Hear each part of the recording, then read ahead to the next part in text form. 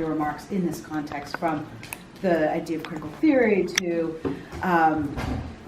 to ecology, to the taking up of hysteria again in this 100th year. So I guess I'm just wondering. The protests of May '68. The students and workers were very conscious of the actual performative capacity of revolution, right? The building of barricades. They were in some senses continuing a kind of long tradition of revolution, and that there is a performativity to this. So I guess I'm wondering, a theatricality, if you will, that was in some ways very, very performative and very self-conscious. So I guess I'm trying to offer a general question that might think about how, in this particular context of the post-war and then leading into the 70s, with Chicago Surrealism, how there might be something of this, a similar self-consciousness that corresponds with a kind of history of revolution.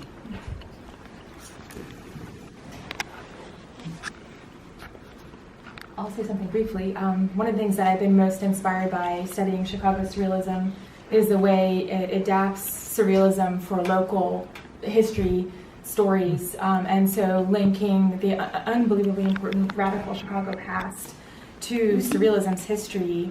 I have found a distinction in their performance of what you might call revolutionary activity from what we might have seen in French history, let's say. But at the same time, I do think that there was always, maybe Penelope wants to comment, a super awareness of that European past, but also the Chicago deep anarchist and wobbly past. I feel like was always there as well, and possibly distinguishing to some degree. That's really cogent. Thank you.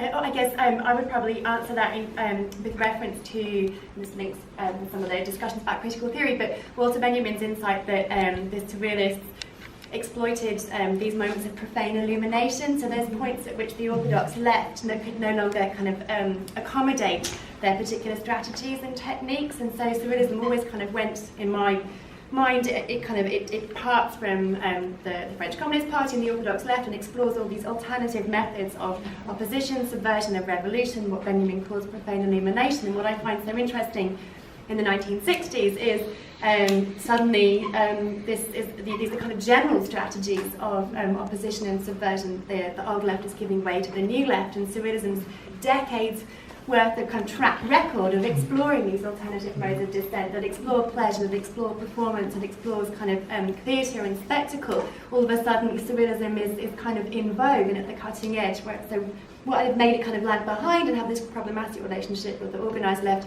now it has its moment. So I guess that would be how I would approach that question. I would completely agree with what Jo has just said, and that is another way in which surrealism and critical theory track in parallel. They do have common sources, and it's worth exploring more about the common genealogy, or what I call sort of a derivation of, they share a common derivation.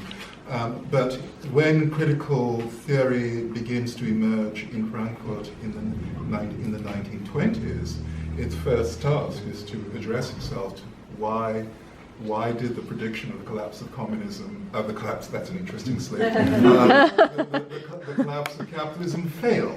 And part of their answer to that is that we have to look at questions that are strictly cultural, and the whole superstructure, infrastructure distinction needs to go. And in effect, what they begin to do is to develop an idea of the agency of culture.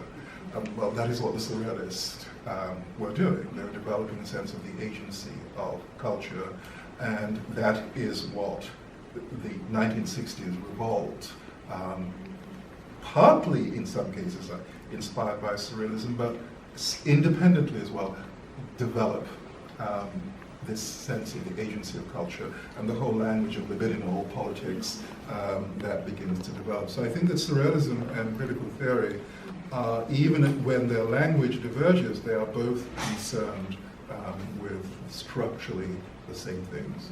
And you brought up also the moment of '68 where we had a kind of, I think you suggested that there was an embrace of surrealist language, right? Absolutely. And I mean, Yes. and especially situationist language Yes. and activity. So I mean, Yes. there is again, once again, a sort of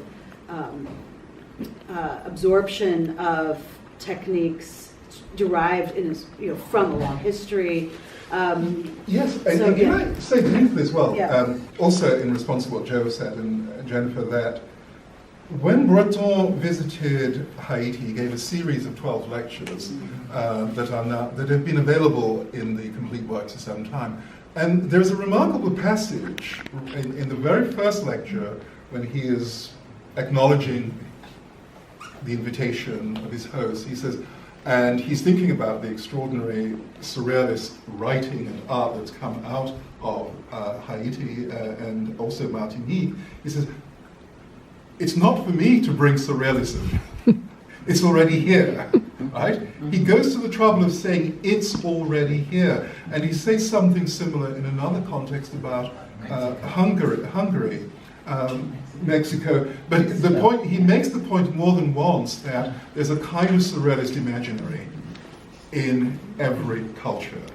And that is what one draws upon. And so to that extent, one could say, in the Chicago context, which the Rosemonts and collaborators have been arguing, Bugs Bunny is part of our latent imaginary. Christopher.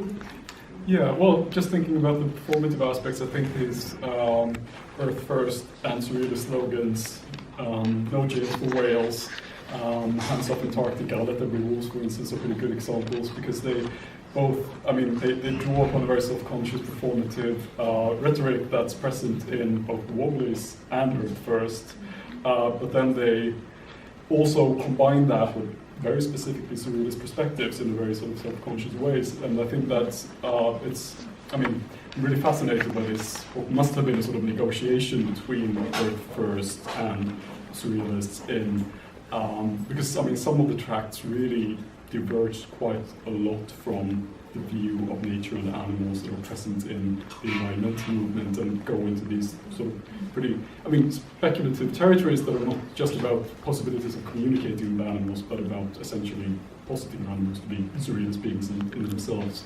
And I think there's a sort of knowing performative aspect of that too, sort of jolting the environmentalist movement out of some comfortable positions, probably.